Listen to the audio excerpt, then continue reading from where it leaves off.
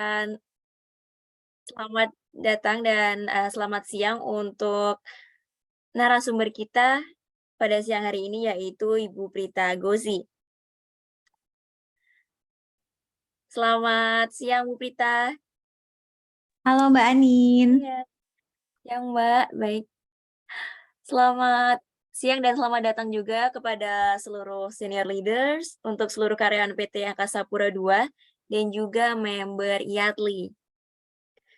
Baik, Bapak dan Ibu yang kami hormati, dalam rangka menumbuhkan kesadaran perencanaan dan pengelolaan keuangan yang baik untuk karyawan PT Angkasa Pura II Group, Airport Learning Center bekerja sama dengan ZAP Finance untuk menghadirkan webinar yang akan membuat Bapak dan Ibu nih tetap segar ya di jam-jam rawan ini, yaitu webinar dari gaji menjadi investasi untuk Gen Z dan millennials. Sebelumnya Pak dan Ibu, jangan kami, ingatkan untuk tidak lupa mematikan mikrofonnya saat penyampaian materi oleh narasumber. Dan pastinya tidak ketinggalan pula yaitu reward, 3 reward untuk 3 best question dan juga reward untuk best sharing knowledge. Jadi Bapak dan Ibu setelah webinar nanti langsung membuat resume dan diposting ke platform Asyik. Siapa tahu, Bapak dan Ibu akan berkesempatan mendapatkan reward dari Airport Learning Center. Baik Bapak dan Ibu dimohon untuk, mengaktifkan kameranya, karena sebelum dimulai webinar kali ini kita akan, menyanyikan lagu Indonesia Raya dan mengambil sikap Indonesia Raya dan himne AP2. Dan nanti akan dilanjutkan dengan sesi foto bersama.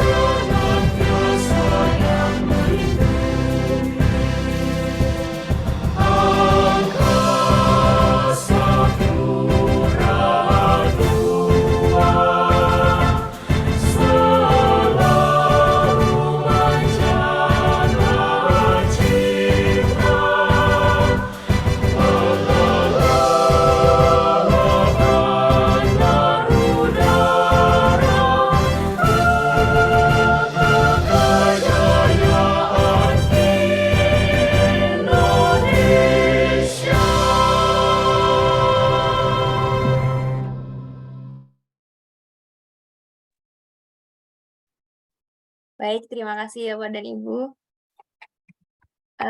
Ditunggu untuk mengaktifkan kameranya ya Bapak dan Ibu, karena kita akan ada sesi foto bersama, sesi foto bersama dengan, narasumber dan juga ini untuk dokumentasi nih ya Bapak dan Ibu.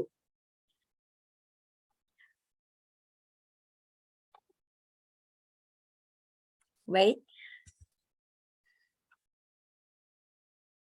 untuk baik Bapak dan Ibu, yang pertama mungkin kita bisa berikan pose senyum, ditahan, selama 3 detik. Saya hitung, 1, 2, 3. Baik, yang kedua, Bapak dan Ibu bisa berikan jempolnya, menglihatkan jempolnya ke kamera. Eh, baik. Boleh jempol, boleh peace. Silakan Bapak dan Ibu, ya. Ditahan selama 3 detik, tunggu sebentar ya. 1, 2, 3. Baik, terima kasih Bapak dan Ibu. Selanjutnya langsung saja kepada Mbak Prita Gozi untuk menyampaikan materinya hari ini. Silakan. Makasih Mbak Anin. Halo semuanya Bapak Ibu. Assalamualaikum warahmatullahi wabarakatuh. Salam sejahtera untuk kita semua. Semoga semua di siang hari ini kondisinya tetap baik dan juga sehat. Nah, katanya nih nggak lengkap nih kalau ketemu dengan Bapak Ibu dari AP2 tapi nggak kasih bawa hadiah pantun. Jadi aku akan buka dengan sebuah pantun nih Mbak Anin. Kalau emang menurut Bapak Ibu cakep ya tulis aja cakep. Kalau enggak tetap tulis cakep ya. Mohon. Buah stroberi, buah duren. Rasanya manis, enak sekali. Halo, selamat siang Bapak Ibu AP2 keren. Mari kita mulai materi hari ini. Asik. Meskipun siang-siang, katanya siang-siang tuh jam-jam rawan, katanya apa namanya abis capek nih meeting dan lain-lain gitu ya. Tapi mudah-mudahan semuanya hari ini tetap semangat untuk bisa ngobrol sama-sama. Nah, kebetulan kan alhamdulillah Zep Finance sudah beberapa kali nih bekerja sama dengan Airport Learning Center, memberikan materi-materi seputar keuangan dan selalu kita tuh nggak ada habisnya ngobrolnya. Apalagi nih Bapak Ibu sekarang banyak sekali masyarakat yang agak khawatir dengan kondisi yang mungkin dialami ke depannya. Ada yang sifatnya lebih cemas, ada yang ketakutan tapi biasa-biasa aja, ada juga yang tidak percaya. Nah, apapun belief atau apa yang Bapak Ibu rasa, oh sepertinya akan seperti apa, tidak ada masalah untuk kami. Yang penting Bapak Ibu memastikan bahwa keuangan Bapak Ibu setidaknya fondasinya cukup kuat. Kalau belum sehat, mulai dibuat jadi sehat. Dan kalau sudah sehat, dibuat tetap semakin sehat. Nah sebenarnya apa sih yang bikin kita makin sehat setiap tanggal 25? Tanggal berapa sih Mbak Anin tanggal Tanggal happiness-nya? 30, 31. Oh 30, aduh ini tanggal tua banget nih ya tengah-tengah begini berarti. Oke, kalau tanggal 30 atau 31, vitamin apa sih yang bikin Bapak Ibu jadi rasanya lebih sehat gitu? Boleh diketikkan di kolom chat, vitamin apa Bapak Ibu? Kira-kira kalau setiap itu, oh 3355 soalnya SMS cantik ya gitu. Pokoknya kalau udah dapat dari 3355 katanya bahagia sekali. Ya, jadi ada yang vitaminnya 3355, ada yang vitamin G ya, vitamin gaji. Nah, itu adalah yang kita peroleh nih Bapak Ibu setiap bulannya. Alhamdulillah, pertanyaannya adalah apa yang kita lakukan terhadap penghasilan yang kita peroleh setiap bulan tersebut. Nah, materi kita hari ini adalah kita akan mengulik gimana nih membuat gaji yang kita miliki bisa menjadi sebuah investasi. Nah, untuk itu Bapak Ibu, saya perlu untuk bicara dan ngobrol-ngobrol nih. Saya minta partisipasi aktifnya dari Bapak Ibu untuk bisa sharing juga balik ke Prita apa yang Anda lakukan pertama kali saat terima gaji pertama. Jadi kalau diingat-ingat ya dulu pertama kali bekerja, mungkin di usia berapa kan setiap orang berbeda-beda ya. Nah, boleh nih, Bapak Ibu bisa masuk ke slido.com, ke linknya itu ada di meeting chat kita, atau bisa juga di scan barcode-nya, lalu Bapak Ibu nanti bisa ketikkan ini secara anonimus, jadi namanya tidak akan tampak, jadi tenang saja, kerahasiaan dari apapun yang Bapak Ibu tulis akan sangat terjaga. Nah, coba boleh share kepada Prita, pada saat Anda mendapatkan gaji pertama masih ingat nggak? Ya, gaji pertama dikasih kemana sih? Wah, ini paling sering nih. Gaji pertama kasih ke orang tua. Lalu bagi-bagi untuk pengeluaran, menyalurkan ke pos-pos yang ada, memberikan orang tua. Oh, rata-rata banyak yang ngasih ke orang tua ya. Pertanyaannya kalau sekarang ngasih ke orang tua seneng apa enggak? Soalnya aku sering banget nih tiba-tiba, "Duh Mbak, aku generasi sandwich," katanya kayak gitu ya. Jadi aku mesti kasih ke atas ke bawah segala macam. Padahal waktu pertama kali gajian, ih kok diinget-inget ya dulu tuh aku kasih ke orang tua loh Mbak Prita gitu ya. Kenapa sekarang kok rasanya jadi berat banget gitu ya. Nah, ini banyak banget dan rata-rata semua di sini memberikan gaji pertamanya kepada orang tua. Ada juga yang memang membayar iuran, membagi-bagi pos pengeluaran, dan lain-lain. Pertanyaan kedua, apa yang membuat Anda menilai gaji saat ini terasa kurang? Ayo ngaku. Biasanya kalau karyawan nih selalu merasa penghasilan atau gaji bulanannya tuh kurang. Nah, boleh nih share ke Prita, tapi pakai bahasa yang sopan ya. Silakan ditulis, diketikkan di slide-nya, tenang aja, nama Anda tidak akan tampil. Oke, yang membuat Anda menilai gaji terasa kurang tuh karena mungkin lifestyle ya. Jadi memang kita menyadari bahwa kita memang kepingin memiliki lifestyle tersebut. Jadi ya nggak apa-apa juga sih asal mengakui gitu ya. Ada juga yang memang kebutuhannya yang banyak. Jadi mungkin tulang punggung keluarga gitu kan. Kemudian nah itu contohnya tuh membantu orang terdekat yang tiba-tiba datang. Kemudian ada angsuran juga memenuhi kebutuhan dan keinginan juga. Kebanyakan utang. Oh, sejak punya anak. Ya betul banget sih. Karena kan wajar ya, karena kan anak itu bertambah pengeluarannya, tetapi penghasilan kita belum tentu bertambah sebesar itu. Lalu ada juga yang bilang di sini kebutuhan hidup yang bertambah banyak, lalu cicilan pun juga jadinya bertambah. Nah, banyak angsuran nih. Jadi kalau aku kelompokin nih, rata-rata dari Anda menilai gaji saat ini terasanya tuh kurang, karena pertama memang kebutuhan hidupnya yang meningkat sekali. Nah, kebutuhan hidup yang meningkat itu rupanya diakibatkan oleh, tadi ada yang memang sejak punya anak. Kemudian banyak keluarganya mungkin besar, jadi tiba-tiba datang adik ipar atau mungkin keluarga yang lain dan lain-lain minta bantuan. Lalu ada juga yang memang memiliki pinjaman yang cukup banyak sehingga cicilannya pun juga jadi bertambah. Lantas ada juga yang menilai karena faktornya itu lifestyle. Nah, kalau lifestyle itu kan sesuatu yang sebenarnya terserah diri kita nih, kita mau ikutin atau tidak, sanggup nggak kita untuk menahan diri atau tidak, dan sebagainya. Nah, setelah kita menyadari ini bahwa oh kita tuh sebenarnya ya sudah punya penghasilan tapi kenapa dirasa kurang, maka mungkin kita kurang fokus juga. Boleh dong sekarang terakhir share ke Prita, kalau Anda boleh jujur, apa fokus tujuan keuangan yang sebenarnya ingin Anda raih dengan gaji yang Anda peroleh saat ini. Jadi artinya kita setiap bulan dapat penghasilan, kalau kita mau fokusin nih penghasilan itu, sebetulnya untuk tujuan apa sih yang Anda mau fokuskan? Karena kan setiap orang pasti beda-beda, karena mungkin usianya juga berbeda, kemudian mungkin kita juga memiliki kebutuhan yang berlainan. Nah, pertanyaannya dari penghasilan yang Anda miliki saat ini, fokusnya tuh apa yang Anda ingin bangun? Oke, tenang saat pensiun nanti. Jadi artinya fokusnya itu adalah saat ini menambah saldo dana pensiun supaya saat pensiun tuh udah nggak pusing lagi Mbak Prita. Karena kan sekarang sebenarnya sepusing-pusingnya hidupku setiap tanggal 30 atau 31 saya bahagia.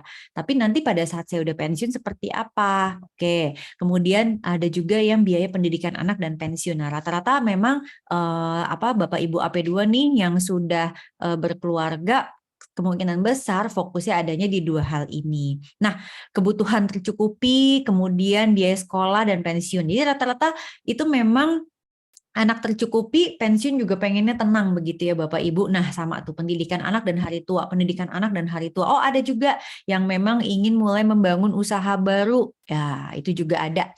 Jadi artinya kita tuh sebenarnya kalau kita udah berani nulis seperti ini, Bapak Ibu, kita tuh sebetulnya udah tahu gaji kita tuh mau kita pakai untuk apa. Nah, yang menarik adalah di sini mungkin ada yang Gen Z. Nah, mudah-mudahan yang Gen Z itu juga udah harus tahu. Karena biasanya kalau Gen Z itu masih belum terlalu tahu nih apa yang mau dia lakukan dengan gaji yang dia miliki. Karena Gen Z yang terutama nih belum memiliki keluarga atau memang bukan tulang punggung keluarga, kan semua gajinya buat dia sendiri. Nah, bahayanya adalah kalau dia belum punya fokus, nah gajinya ini bisa aja nanti larinya kemana nggak tahu gitu loh. Jadi itu yang membuat akhirnya kayak kok gaji kita kayak lari aja ya kemana ya. Nah, gaji kita tuh memang berlari Bapak Ibu. Jadi perjalanan si gaji itu memang ada gitu ya. Yuk kita lihat yuk kita saat ini adanya di mana. Jadi saat seseorang itu pertama kali bekerja, itu biasanya dia malah bisa berinvestasi. Kenapa? Karena dia punya kebutuhan tuh belum terlalu banyak. Apalagi untuk mereka yang memang sanggup untuk mendanai kebutuhan hidupnya sendiri, dia mungkin tidak memiliki tanggungan kepada keluarganya. Lalu kemudian di usia-usia 25 sampai 30 tahun banyak Gen Z nih, berarti sekarang Gen Z yang mulai menyiapkan dana untuk pernikahannya. Mungkin seperti Bapak Ibu juga. Lantas kemudian apa namanya? Ada juga yang mungkin bayar pakai DP rumah. Kemudian ada juga yang di usia 35 tahun nih terus melihat ke kanan dan ke kiri, kok saldo investasi saya masih segini-segini aja ya, kapan saya akan mencapai 1 miliar pertama saya, misalnya seperti itu. Lalu di usia 40 tahun, untuk Bapak Ibu yang udah punya anak, rata-rata di sini fokusnya adalah untuk pendidikan anak. Lalu pada saat income-nya mulai naik, nah mulai rasanya tuh lega banget. Jadi di usia-usia 45 tahun tuh biasanya banyak nih yang mulai merasa lega, mulai merasa bahwa oh penghasilan saya akhirnya nyampe juga nih ke angka yang saya inginkan ya, mudah-mudahan semuanya seperti itu. Lantas di usia 50 tahun mulai nih ngerasa bahwa oh kayaknya financial freedom nih gitu ya. Sedangkan nanti masukin usia 55 balik lagi ke deg-degan pensiun. Nah, ini adalah perjalanan dari gaji kita. Gaji ini kalau dibagi dua itu sebenarnya ada yang kita kategorikan happy money dan sad money. Tahu nggak itu apa? Jadi pada saat Anda memiliki penghasilan, Anda memiliki gaji nih pertama kali, maka Bapak Ibu tuh sebetulnya membagi penghasilan tersebut menjadi happy money dan sad money. Sad money itu adalah uang yang selalu kita keluarkan untuk membayar tagihan-tagihan, pengeluaran kebutuhan hidup dan lain-lain. Sebagai contoh gini, kalau kita habis bayar listrik, kita kan nggak bahagia ya. Ya kita lega aja, tapi kita tidak bahagia. Tidak ada spark of happiness di situ. Karena itu sifatnya adalah sesuatu yang memang kita keluarkan tiap bulan. Kemudian itu sesuatu yang sifatnya adalah mungkin agak-agak kewajiban gitu. Karena kan tanpa listrik gimana caranya gitu ya kita mau melakukan semua kehidupan tersebut. Sedangkan happy money itu adalah uang-uang yang memang kita keluarkan dan dia sparks happiness. Misalnya Bapak Ibu baru beli baju baru atau misalnya baru makan di restoran yang enak banget atau baru pulang liburan. Nah, itu adalah pengeluaran-pengeluaran yang kita kategorikan sebagai happy money. Pertanyaannya, saat ini potret keuangan kita lebih banyak uangnya keluar untuk yang mana? Apakah happy money atau sad money? Silakan ketikkan di kolom chat. Kalau kita saat ini merasa bahwa saya kayaknya lebih banyak di sad money, ya wajar. Apalagi saat ini kita memang karyawan yang berpenghasilan dan kita mungkin juga punya banyak sekali kebutuhan nih Bapak Ibu. Nah itu hal yang wajar ini tertuang dalam buku yang ditulis oleh Ken Honda. Jadi Ken Honda ini adalah seorang psikolog yang mana kemudian menuliskan buku mengenai bagaimana relasi manusia dengan uang.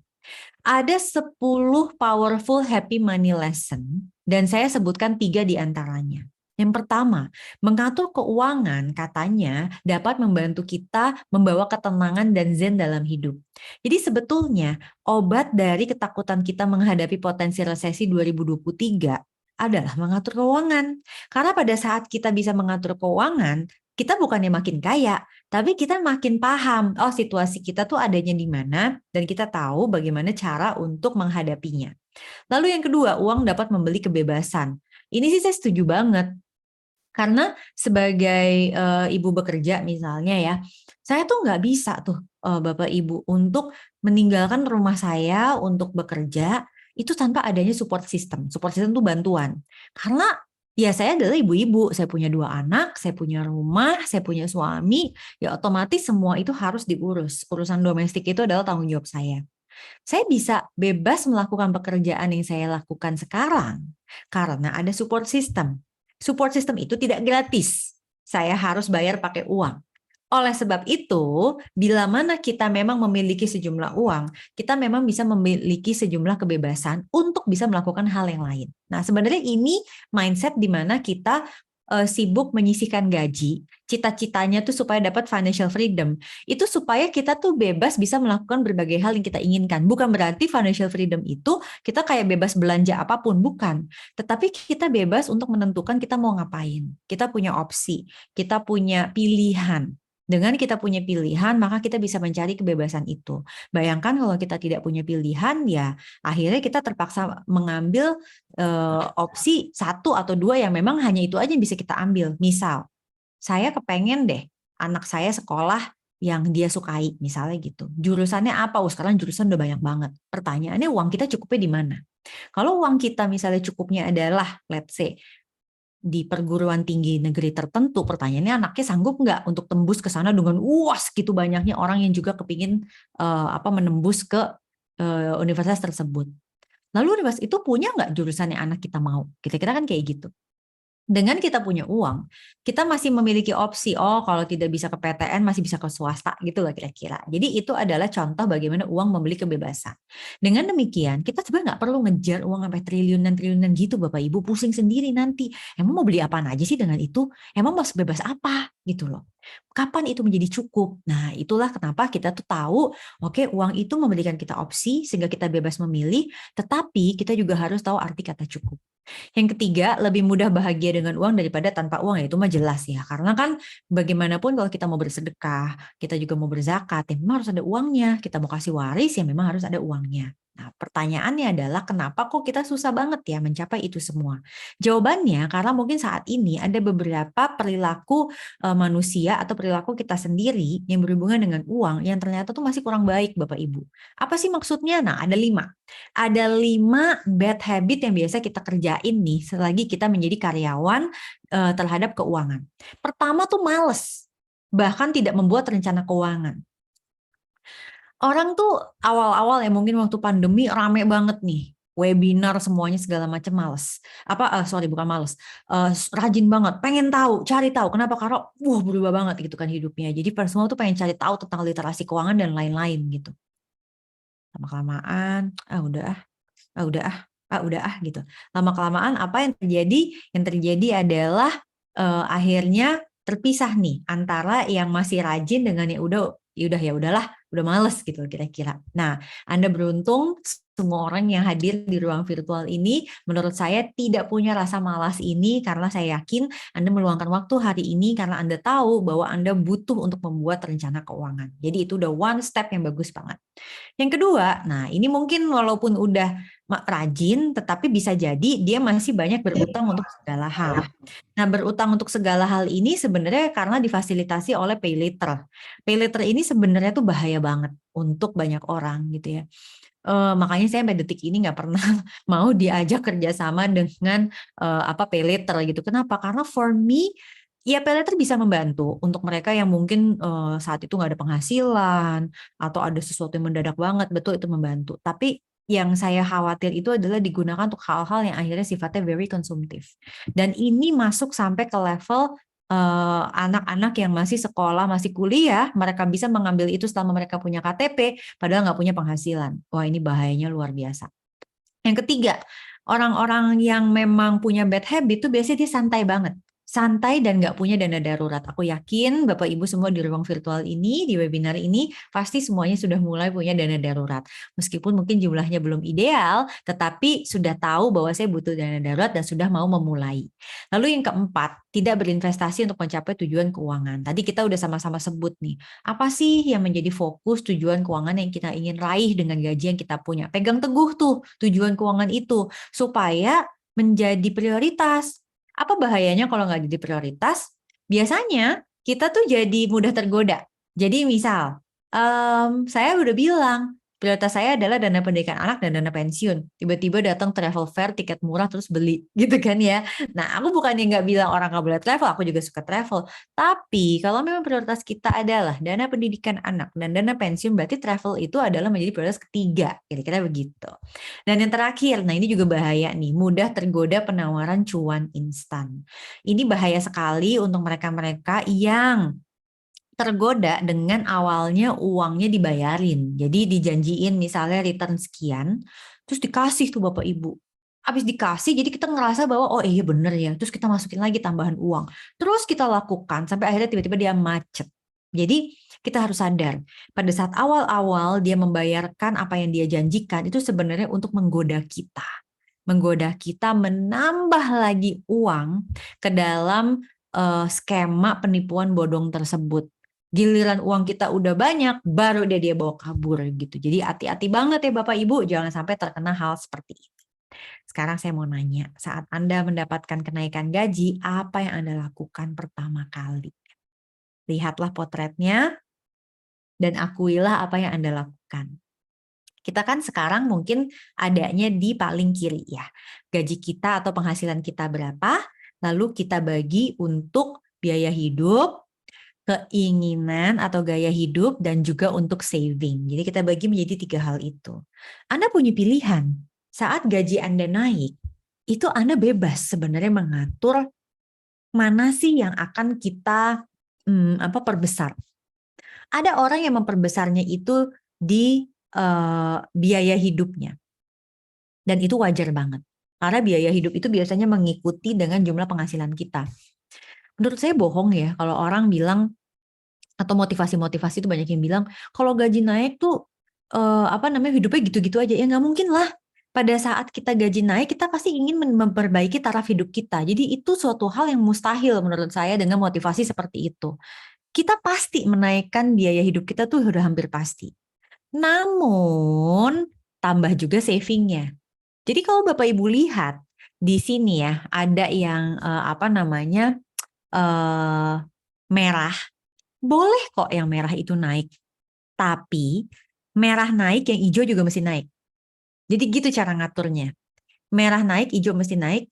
Kalau masih ada sisa, yang orange boleh naik. Tapi kalau misalnya merah naik, hijau naik, kemudian udah nggak ada sisa, ya udah berarti playingnya yang Anda tahan. Living itu Anda naikin boleh. Tapi setiap Anda naikin living, Anda juga mesti menaikkan saving. Jadi kuncinya sebenarnya di situ, seimbang. Jadi nggak usah juga jadi pelit banget gitu ya pada saat udah naik gaji, kemudian istilahnya tuh belinya kayak gitu terus. Nggak apa-apa gitu loh untuk dinaikkan. Tetapi setiap Anda naikkan yang biaya hidup, Anda juga menaikkan untuk yang savingnya. Nah sekarang saya mau tanya nih, saya mau bikin polling. Ini bebas, ini nggak ada benar, nggak ada salah. Saya hanya ingin membuat polling, kalau kita naik gaji, mana yang Anda pilih? Jadi ada beberapa pilihan nih, kalau kita naik gaji ya. Silahkan masuk lagi ke slido.com, hashtagnya Z119. Jadi beda sama yang tadi. Sekarang hashtagnya Z119. Kemudian saya punya beberapa pilihan di sini. Kalau Anda punya kenaikan gaji, mana duluan yang Anda lakukan? Bayar utang atau dana darurat? Bayar utang atau dana darurat? Silakan dipilih. Silakan dipilih Bapak Ibu. Jadi ada pollingnya. Oke. Bayar utang atau dana darurat?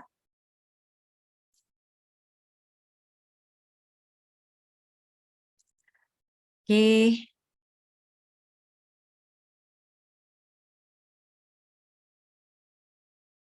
Bayar utang atau dana darurat pilihannya, ini malah kayaknya kok nggak ketahuan ya. Ini 67% ini sebenarnya pilihnya yang mana ya sebetulnya? Mana yang akan Anda pilih? Oke, mungkin saya bisa di kolom chat aja deh kalau begitu ya nanti jawabnya. Kalau Anda dapat gaji, Anda sebetulnya bayarinnya tuh buat apa? Bayar utang atau dana darurat? Silakan ketikkan di kolom chat. Bayar utang atau dana darurat? Kemudian kalau misalnya Anda punya uang lagi, Anda pakai buat apa? Dana darurat atau investasi?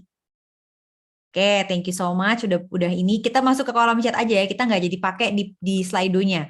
Sepertinya ini nanti tidak memberikan jawaban yang tepat di soalnya. Tapi saya tetap pakai angka yang di apa bukan saya akan pakai kalimat yang ada di situ. Oke. Kalau kita punya naik gaji, Anda mau dana darurat dulu atau investasi dulu? Oke, di sini rata-rata, oh bukan rata-rata ya, ada yang jawab investasi dan jawab dana darurat. Oke, sekarang kita masuk ke pertanyaan ketiga ya. Kalau Anda misalnya naik gaji lagi, dana daruratnya misalnya udah, utangnya juga udah beres, mana yang Anda lakukan pertama kali? Investasi untuk diri sendiri atau investasi duit? Jadi maksudnya gini bedanya. Kalau investasi diri sendiri, itu basically kita pakai ya, dia itu harus apa namanya dia pakai uangnya misal untuk sekolah atau dia pakai uangnya untuk ikut course kayak gitu-gitulah. Kalau investasi duit ya memang investasinya langsung dibeliin saham atau misalnya investasinya langsung dibeliin emas yang kayak gitu. Rata-rata di sini maunya investasi duit. Kayaknya ini berkaitan dengan usia sebetulnya. Kalau yang Z banget itu malahan biasanya investasi diri tuh. Tapi kalau enggak, biasanya memang dia investasi duit. Pertanyaan berikutnya, kalau Anda benar-benar untuk Desember nanti nih ya, Anda misalnya dapat bonus gitu di Desember, mana yang dilakukan pertama kali? Investasi atau healing? Healing ini sebenarnya bahasa yang suka dipakai di apa media sosial ya. Padahal maksudnya mah liburan gitu. Padahal liburan juga belum tentu healed gitu hatinya, tapi liburan lah. Pilih mana? Oh, ternyata pilih liburan. Oke. Pulang kampung, mudik. Ini kayaknya banyak apa jeritan-jeritan hati ya. Oke, yang paling terakhir. Kalau Anda naik gaji, Anda nyicil mana dulu? Beli rumah atau mobil?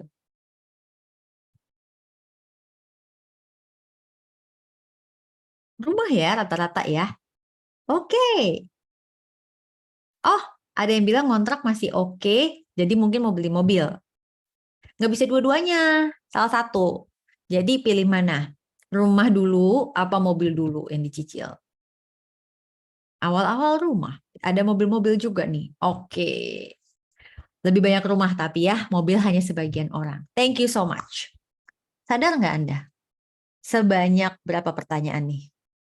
5 ya. 5 pertanyaan ini, saya sudah mengajak Anda untuk mengambil keputusan finansial dan Anda menjawab dengan berbeda-beda. Dan saya nggak bisa bilang bahwa mana yang benar, mana yang salah. Karena biasanya itu tergantung dari situasi kita masing-masing. Tapi whenever you make financial decisions, Anda mesti paham bahwa pasti ada dampaknya terhadap penghasilan yang kita dapatkan. Betul nggak? Karena semua ini membutuhkan gaji. Kita kan karyawan. Semua ini membutuhkan gaji.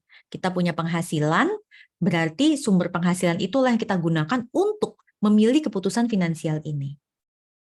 Maka kita lihat yuk yang idealnya seperti apa. Saya ingin mengingatkan kembali Bapak Ibu yang sudah pernah ikut webinar ini ataupun yang belum, dengan pilar perencanaan keuangan Z Finance yaitu ZAPFIN. Itu adalah singkatan Z-nya zakat, A-nya assurance, P-nya present consumption, F-nya future spending, I-nya investment. Yang diutamakan pertama kali itu adalah yang paling bawah. Lihat di situ apa? Dana darurat dan asuransi. Jadi meskipun tadi mungkin antara dana darurat dan investasi, Bapak Ibu mau memilihnya, saya lebih pilih investasi, ya nggak apa-apa. Tapi pastikan dana daruratnya memang sudah cukup atau sudah terpenuhi. Cukup dulu ya, cukup dengan ideal kan beda. Kalau ideal tuh berarti udah full tuh. Tapi at least cukup dulu. Lantas baru Anda lihat nih, saya punya kebutuhan apa? Kebutuhan saya yang sifatnya sekarang itu namanya present consumption.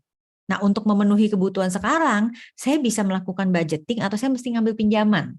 Kira-kira gitu. Maka artinya ilmu manajemen utang tuh jadi penting banget. Jadi ngambil utang jangan sembarangan, tapi betul-betul harus di-manage dan dihitung. Yang kedua adalah future spending. Nah, future spending ini sebetulnya adalah bagaimana kita menggunakan uang kita untuk kebutuhan yang sifatnya mungkin bisa kita duga. Kayak misalnya anak kita mau sekolah tuh kebutuhan yang bisa kita duga. Terus misalnya kita mau naik haji kebutuhan kita duga. Tapi kalau investment itu kebutuhan yang kita mungkin tidak tahu sampai kapan kita perlunya. Dan itu namanya untuk dana pensiun. Karena pada saat kita pensiun kita kan nggak tahu uangnya mau kita pakai sampai usia berapa.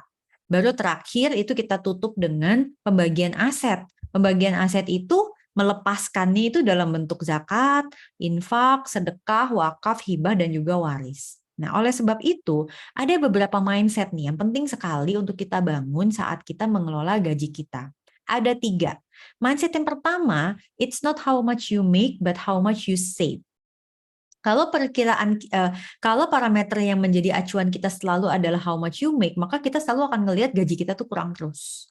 Tetapi yang kita harus lihat adalah how much you save. Nah, kami ada potret nih, potret Gen Z versus milenial seperti apa. Jadi ini bukannya anjuran, ini adalah potret tahun 2020 dari Alfara Research Center. Alokasi pengeluaran yang biasa dikeluarkan oleh Gen Z itu ternyata paling besar terhadap penghasilan dia dibandingkan younger millennial dan older millennial. Jadi kalau older millennial itu tuh yang saat ini mungkin usianya 32 sampai 42 tahun. Sedangkan di bawah itu younger millennial. Nah, Gen Z itu biasanya 25 tahun ke bawah. Siapa yang paling bisa nabung? Rupanya adalah older millennial. Kenapa?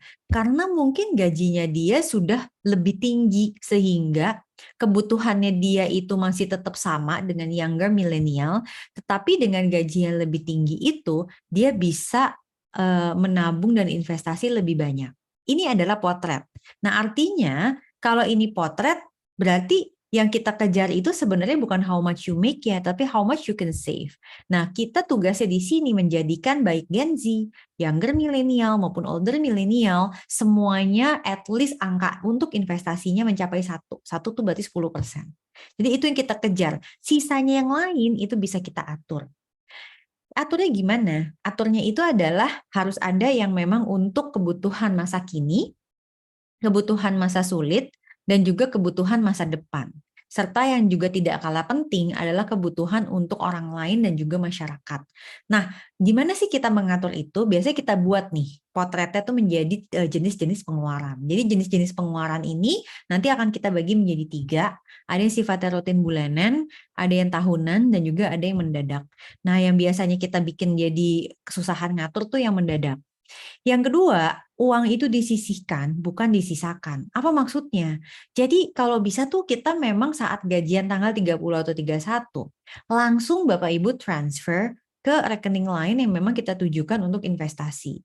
Nah, gimana sih sebenarnya ngaturnya? Kalau kita pakai pola pengeluaran yang living, saving, playing tadi, maka living itu sebaiknya di 50%, savingnya 30%, dan playingnya adalah 20%. Nah, kalau misalnya kita lihat, Mbak, ini kan sebenarnya angka bisa-bisaannya financial planner aja. Itu bukan bisa-bisaan financial planner, ini adalah angka yang ideal. Tapi kalau misalnya saat ini Bapak Ibu bilang aku belum bisa, Mbak. Living aku saat ini aja udah 70. Saving aku cuma bisa 10 karena mungkin playing aku di situ udah 20. Ya udah, saya bilang itu yang Anda bisa sanggup kerjakan sekarang, tapi Anda tahu itu belum ideal. Jadi jangan punya parameter kayak begini. Berapapun persentasenya, terserah aja. Itu tergantung setiap rumah tangga, budgetingnya mau kayak gimana, terserah aja gitu. Yang penting cicilannya tidak lebih dari 30%, sisa yang lain silakan atur. Nggak begitu. Karena kalau Anda dibuat seperti itu tuh sama aja kayak makan ya apa aja, silakan aja gitu kan. Yang penting kita tuh makan sehari ada sarapan siang dan malam. Kan nggak begitu. Kita kan atur jumlah asupan gizinya, kita harus tahu berapa karbohidrat dan lain-lainnya seperti itu. Bahwa kita belum sanggup atau sesekali kita ngaco makannya ya mungkin-mungkin aja. Tapi jangan menjadikan itu pembenaran bahwa budgeting kita memang bebas-bebas aja. Enggak begitu. Jadi kalau Anda mau melakukan financial planning yang benar, budgeting itu memang ada aturannya. However, kalau saat ini Anda belum sanggup untuk mengikuti sepenuhnya, ya berarti nggak apa-apa. Tapi you know that itu belum ideal. Jadi jangan pernah membenarkan pengeluaran yang belum ideal lalu dianggap sebagai ideal. Kita belum sanggup, nggak apa-apa. Anda belum bisa, itu membuat Anda stres, oke, fine. However, kita tahu bahwa ini masih ada harus kita benahi. Supaya kita tuh alert, kita tuh waspada, dan kita tuh nggak santai gitu ya. Dan yang terakhir adalah financial independence. Financial independence ini bisa kita artikan sebagai hal yang sifatnya mandiri. Jadi kemandirian seseorang itu akan terlihat kalau dia tidak menjadikan orang tuanya dia itu dana darurat, Dia tidak menjadikan anaknya itu dana pensiun, dan juga dia tidak menjadikan temannya dia adalah pay later. Makanya tadi Prita bilang, Bapak Ibu, pay later tuh bahaya banget loh. Karena pay later itu benar-benar akan menghambat financial independence seseorang. Caranya gimana supaya kita mendapatkan financial independence itu sebagai karyawan? Nomor satu, memang dana darurat duluan. Lalu investasi untuk masa pensiun. Dan ini yang paling penting, mengendalikan diri. Karena pengendalian diri itu ilmunya yang paling susah, tapi sebetulnya ini yang akan membantu Bapak Ibu untuk bisa mencapai pensiun nantinya di umur 50-an yang benar-benar tuh nyaman. Nah, setelah kita mampu nih untuk punya mindset tadi, it's not how much you make, uang itu disisihkan, dan yang terakhir financial independence itu apa, baru kita bisa masuk ke investasi. Jadi kalau kita udah berhasil nih masukin gaji seperti tadi, saya yakin banget Anda tuh pasti bisa berinvestasi. Mindset investasi yang pertama sebagai karyawan adalah investment is the art of understanding yourself. Banyak orang nanya sama Prita, Mbak, aku tuh investasi yang paling bagus tuh apa? Sebetulnya yang paling aman tuh apa? Suka nanya banyak orang kayak begitu. Pertanyaannya Anda sekarang ada di level mana? Karena investment itu adalah bagaimana kita bisa understand apa yang memang terbaik buat kita. Nah, yuk kita lihat yuk teman-teman adanya di mana. Coba lihat piramid ini. Piramid ini adalah level investor. Yang paling bawah itu piramida paling bawah itu yang paling banyak populasinya, yaitu mereka-mereka yang still have nothing to invest. Jadi gaji dan pengeluaran sama gitu. Karena gaji dan pengeluaran sama, maka dia nggak ada yang diinvest. Lalu yang kedua dia udah naik kelas nih. Naik kelas dia the borrowers. Jadi dia bisa sih menyisihkan penghasilannya misalnya untuk ditabung atau diinvestasi. Tapi ada tapinya. Cicilannya masih banyak. Oke.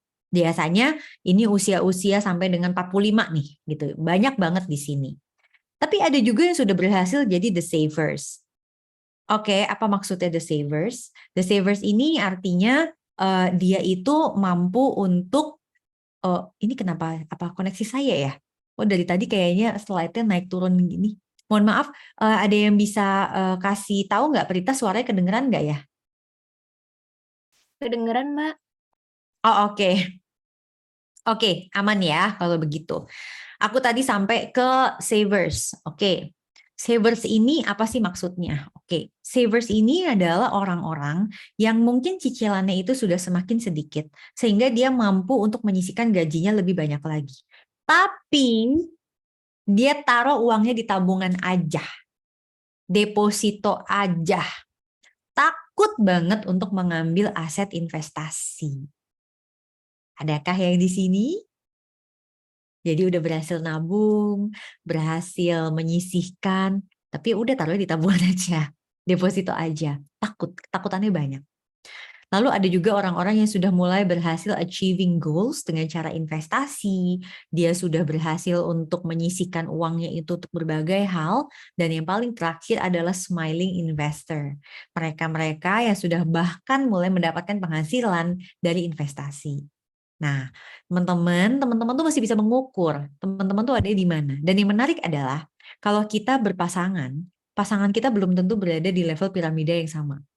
Jadi bisa aja berbeda, apalagi kalau Anda memang memberlakukan keuangan yang terpisah dalam rumah tangga. Pertanyaannya sekarang, Anda mau investasi karena apa? Biasanya ada 3 alasan. Pertama, untuk menahan inflasi, kemudian yang kedua adalah kebutuhan masa depan, dan yang terakhir adalah potensi keuntungan. Nah, coba teman-teman kasih tahu ke Prita di kolom chat, teman-teman kalau saat ini berinvestasi, itu tujuannya untuk yang mana? Nomor 1, nomor 2, atau nomor 3? Silahkan ketikkan di kolom chat. Nomor 1, nomor 2, atau nomor 3. Tiap orang tuh pasti beda-beda soalnya ya. Oke, kebanyakan di sini adalah, bukan kebanyakan ya. Oke, ternyata lebih banyak yang nomor 2. Berikutnya adalah nomor 3, dan yang paling terakhir adalah nomor 1 ya. Jadi prinsipnya adalah kita memahami kita tuh kenapa berinvestasi supaya kita tahu investasinya di aset yang mana. Orang-orang yang memilih nomor 1 prinsipnya adalah begini. Saya pengen membeli barang yang sama dengan apapun yang saya nikmati hari ini. Nah, itu adalah orang-orang yang prinsipnya yang penting melawan inflasi. Jadi tidak ada kenaikan, sama aja. Dulu emang tiap bulan pengennya beli 1 kotak mie goreng, nanti juga saya pengen belinya 1 kotak mie goreng. Jadi saya kepingin bisa membeli mie goreng 1 kotak berapapun harganya.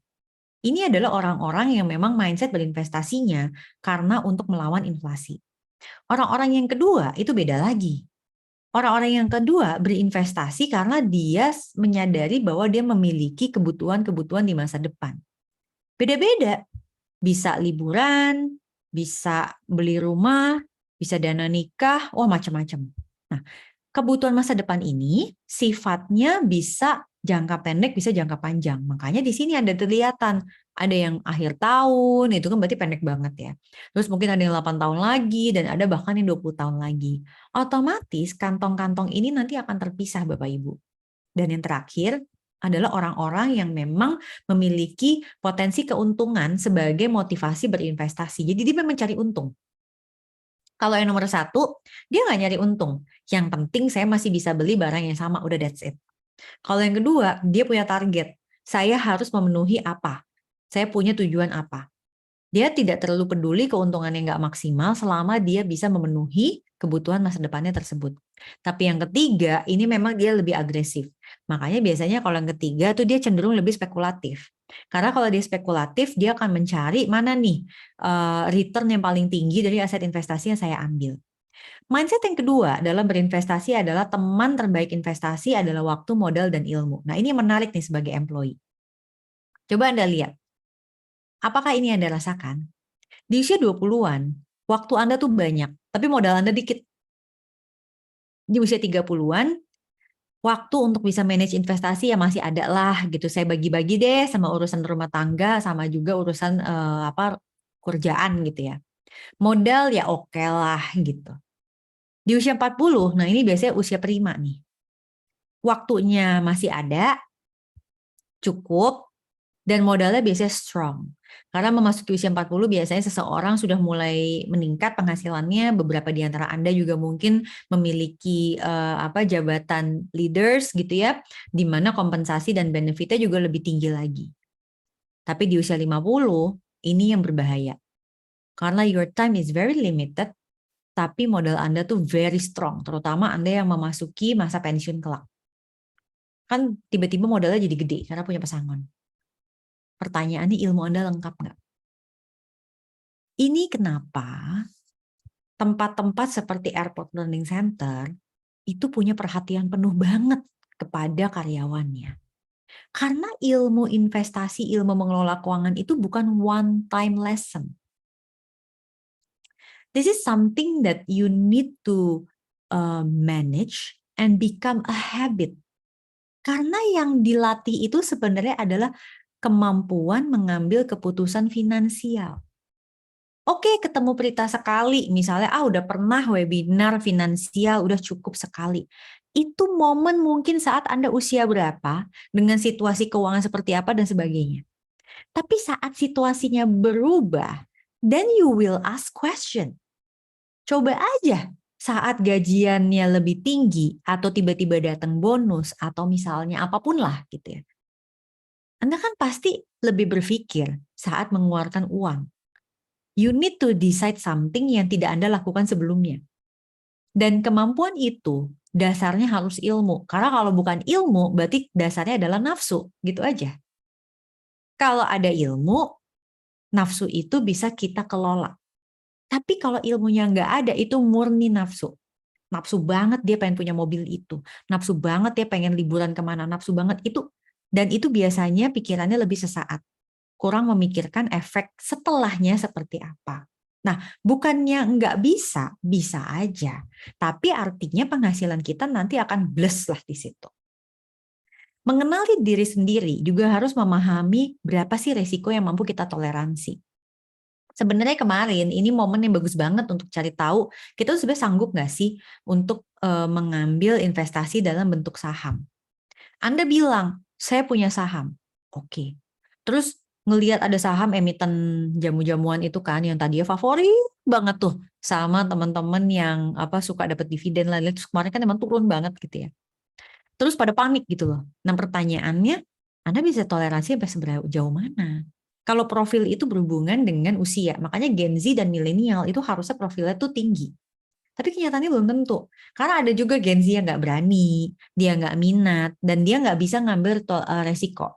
Jadi kalau sampai turun setengah aja, bukan setengah ya, 10% aja dia udah ketakutan banget. Padahal kalau mau invest di saham, Anda harus siap turun sampai 30%. Kira-kira kayak gitu. Lalu Anda juga perlu mengenali resiko investasi dari asetnya itu sendiri. Saya tuh suka bingung kalau ditanya sama orang, Mbak, menghadapi potensi resesi 2023, investasi apa yang paling aman? Saya selalu nanya, aman buat Anda tuh apa? You need to define what is aman for you. Karena aman for you might be different with aman for me.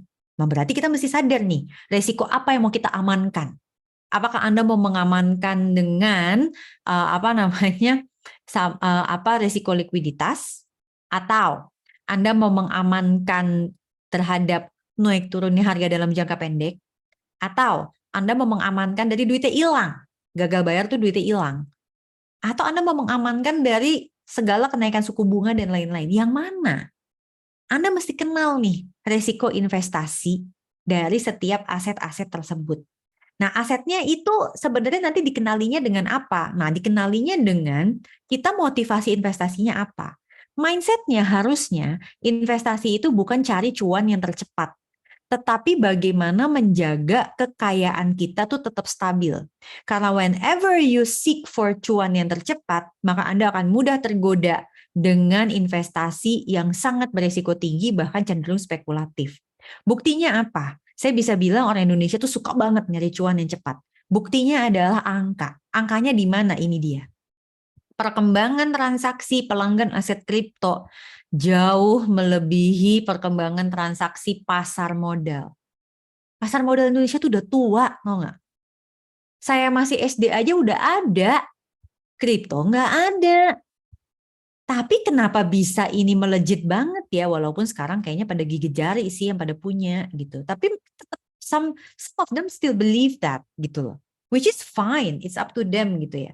Tapi masalahnya adalah begini, fenomenanya adalah, oh berarti emang orang itu bukan melek investasi ya, tapi melek cuan yang paling cepat. Coba kita lihat emas. Emas dalam 10 tahun, kenaikannya tuh rata-rata terus. Dia baru mulai agak gejolak fluktuasi luar biasa waktu masuk pandemi kemarin. Karena waktu pandemi itu kan situasinya bergejolak ya. Biasanya kalau di situasi bergejolak, orang balik ke emas. Maka pertanyaannya, di tahun 2013, Anda pilih emas atau enggak? Kalau Anda nggak pilih emas, berarti Anda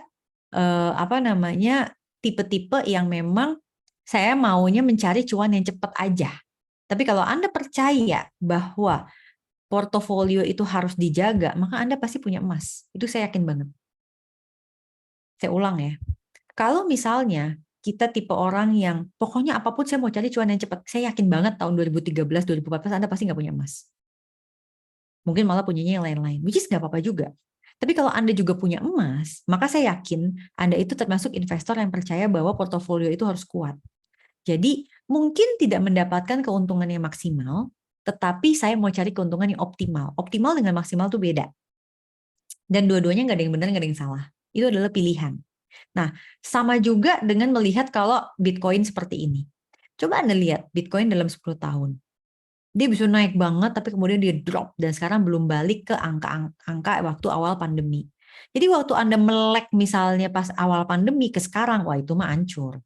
Tapi kalau mungkin Anda hold dari sejak awal banget, kemudian waktu pandemi kemarin Anda masih yakin itu makin tinggi, at least kalau sekarang Anda jual juga Anda masih nggak apa-apa gitu loh. Tapi kalau Anda beli ya pas pandemi, ya udah itu udah end of story. So, will this repeat its history nantinya lagi? I don't know. Bisa iya, bisa enggak. For those who believe, untuk Anda yang percaya, saya yakin Anda masih pegang. Tapi untuk Anda yang udah nggak percaya atau memang nggak bisa lagi karena uangnya udah dibutuhin, Anda pasti udah mencairkan. Nah, oleh sebab itu kita harus cari tahu nih, saya sanggupnya terima investasi yang seperti apa. Oke, memahami ragam produk investasi itu pasti harus menyadari potensi risiko dan keuntungan. Sekarang pertanyaannya, saya mendapatkan keuntungan dari mana? Nah, Anda mesti lihat Anda nyarinya yang mana? Oke. Dalam berinvestasi, biasanya kita mendapatkan keuntungan dari capital gain dan dari cash flow.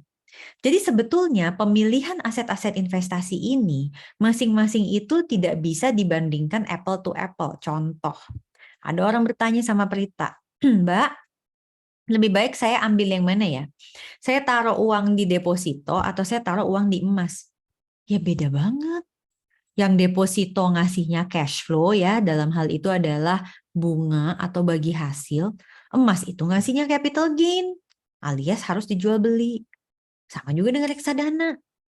Mbak, lebih baik taruh di obligasi retail yang surat berharga negara retail itu SBN atau taruh di reksadana. Ya beda banget.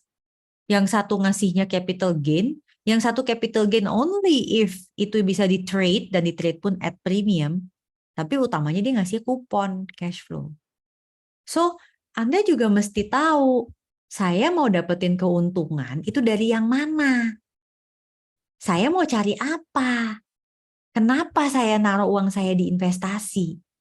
Maka untuk menjawab pertanyaan bagaimana memilih aset investasi yang tepat untuk saya, Anda bisa pakai 3 parameter. Parameter yang pertama adalah jangka waktu. Kalau saya mau menggunakan jangka waktu, berarti saya akan pakai seperti potret grafik yang tadi, di mana waktu yang makin panjang membuat kita sanggup untuk mentoleransi resiko yang fluktuasi. Untuk orang-orang yang awam, maka Anda akan pakai tabel yang ada di tengah-tengah. Tapi untuk orang-orang yang sudah berpengalaman, Anda bisa pakai tabel yang ada di kanan. Ini sebenarnya ada di buku Make It Happen yang kebetulan saya tulis sejak tahun 2014, tapi terus di-renew terus sampai di 2019 dan bahkan terakhir kemarin keluar lagi di tahun 2021. Make It Happen Now. Nah, sekarang saya mau pakai uangnya kapan? Jadi itu Anda decide-nya begitu. Kalau saya mau pakai uangnya 5 tahun lagi, maka saya punya pilihan. Bisa kotak yang kedua dari atas atau ketiga dari atas. Nah, lalu Anda lihat nih, profil Anda sendiri. Udah sering investasi nggak sih? Kayak misal Prita. Prita itu investasi pertama kali itu adalah di SMP, tapi itu cuma emas. SMA cuma reksadana. Kuliah masih reksadana. Pulang dari kuliah dulu dari Australia beli saham. Itu kan udah lama banget. Aku kan umurnya udah berapa? Berarti aku udah sangat berpengalaman. Tapi bukan berarti aku mau berspekulasi. Beda. Karena aku tetap pakai patokan jangka waktu mencapai tujuan keuangan.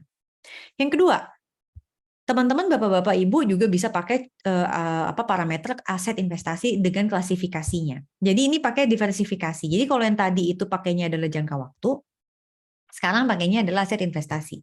Nah, saya biasanya begini. Kalau misalnya kita untuk pensiun, awalnya pasti kita harus pakai jangka waktu. Tapi saat asetnya udah besar, maka kita harus pecah juga menjadi aset klasifikasi yang berbeda-beda. Jadi ada klasifikasi cash producing, ada klasifikasi komoditi, dan ada klasifikasi alternatif. So artinya apa? Jangan cuma masukin uang di satu tempat aja, tetapi dipecah dari 3 klasifikasi ini. Artinya apa? Kalau misalnya Anda mau menggabung-gabungkan semuanya, Anda bisa gabungin seperti ini.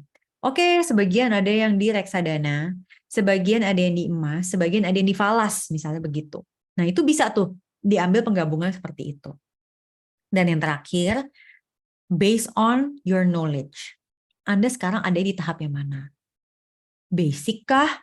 Walaupun misalnya udah lama bisa berinvestasi atau udah lama nabung, tapi dia emang gak suka aja nambah ilmu gitu loh, dan dia takut. Jadi ya dia basic-basic terus. Jadi artinya dia hanya mau ambil di emas atau di deposito. Kalau dia udah lebih paham, mungkin dia mau ambil SBN retail atau reksadana. Atau bahkan kalau dia udah ngerti banget, dia bisa ambil saham, peer-to-peer, dan juga digital asset. Nah, pertanyaannya sekarang, gimana dari gaji udah jadi investasi, dari investasi itu bisa membantu teman-teman meraih tujuan finansial. Karena kan kalau cuma investasi aja, what do you want? Oke, itu harus jelas. Dan tujuannya itu harus jadi smart. Apa tuh tujuan yang smart? Tujuan yang smart itu harus spesifik. Jangan cuma ngomong gini, Mbak, aku mau nyiapin buat pendidikan anak. Anak yang mana? Umurnya berapa? Oke, lalu harus bisa di-measure. Measure tuh diukur. Anaknya mau sekolah di mana? Harga sekolahnya berapa? Lalu harus attainable. Nah, ini penting. Ini contoh ya. Misalnya waktu aku tuh kan melahirkan anak pertama itu umur 24. Ya pada saat itu sih pas ngeliat angka SPP sekolah yang pakai kurikulum internasional tuh astaga itu kayak nggak terjangkau banget lah gitu. Karena pada saat itu usianya juga 24, jadi akhirnya kita merasa bahwa it's not attainable for us. Jadi kita ubah. Oh ya udah, aku cari misalnya sekolah lain yang memang lebih attainable nih untuk kemampuan finansial kita. Tapi ke depannya aku tetap investasi karena setiap ada penambahan gaji tadi itu, karena kita bilang bahwa oh prioritas kita adalah dana pendidikan anak ya kita jujur aja. Kalau memang beneran itu, nah berarti dari gaji itu memang kita jadi ini si dana pendidikan anak. Nah, relevan nggak? Relevan itu adalah sesuai kemauan kita. Kita tuh sebenarnya emang beneran anak itu butuh itu. Atau karena society bilang begitu. Society itu jadi kayak, ih semua anak pada sekolahnya yang Inggris-Inggris gitu loh Mbak Prita. Yang ada Mandarinnya juga, yang ada ininya. Jadi aku juga mau yang kayak gitu. Pertanyaannya relevan nggak buat kita? Kan orang tua boleh memilih anaknya mau sekolah yang seperti apa. Dan yang terakhir harus jelas ada jangka waktunya. Nah, aku punya kelompok tujuan keuangan yang biasa dimiliki oleh generasi Z. Jadi ini generasi Z tuh pasti beda dengan generasi milenial. Nah, generasi Z itu biasanya dia akan fokus pada 1, 2, 3, 4, 5 walaupun bisa beda-beda. Nah, sekarang nih teman-teman yang Gen Z, boleh dong kasih tahu ke Prita yang Gen milenial jangan ngomong dulu ya. Ada nggak nih Gen Z di sini? Kalau Gen Z-nya ada, boleh diketikkan di kolom chat. Teman-teman, prioritasnya saat ini yang mana pilih 3. Jadi misalnya kalau 3-nya misalnya dana sekolah ini bukan sekolah anak ya. Jadi misalnya kita mau S2 atau misalnya kita mau ambil college lagi atau kita mau ambil online course atau apalah gitu. Teman-teman di sini ada yang Gen Z nggak? Kalau ada yang Gen Z, teman-teman tulis Z, oke? Terus udah gitu tulis angkanya. Jadi depannya harus ada Z-nya dulu biar kita tahu nih ini yang mana. Oke. Jadi Z terus angkanya pilih nih. Teman-teman misalnya, aku prioritasnya sekarang apa ya?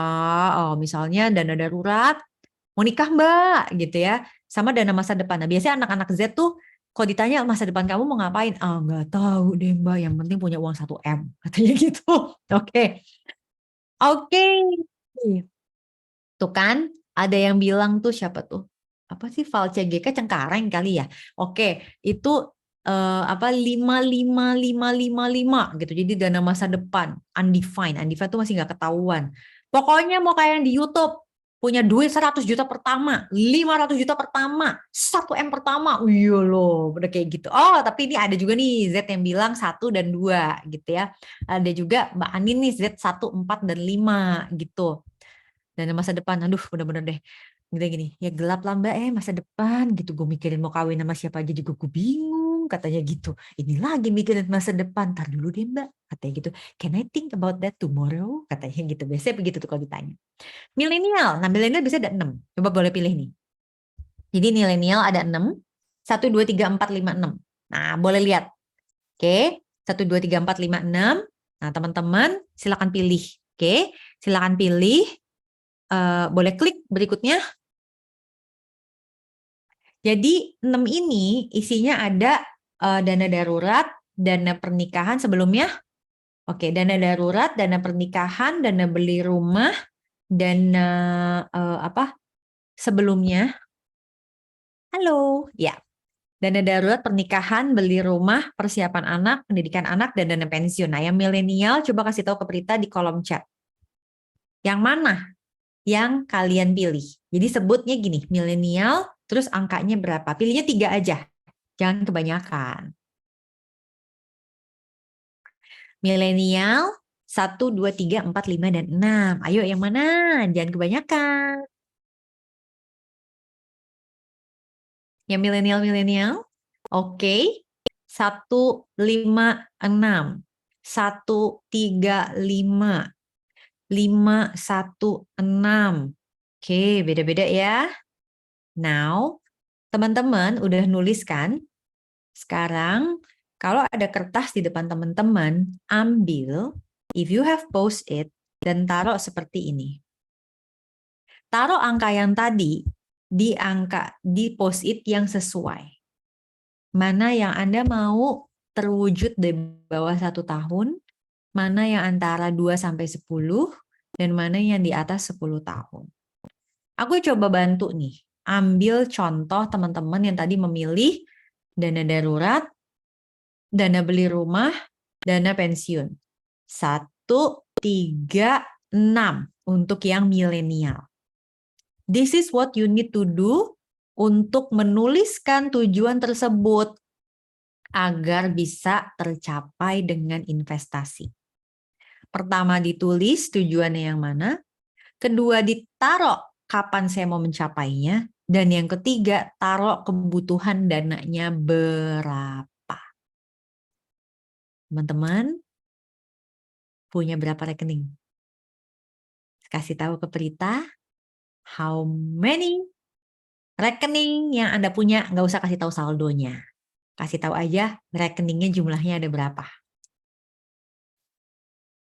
3, ada lagi.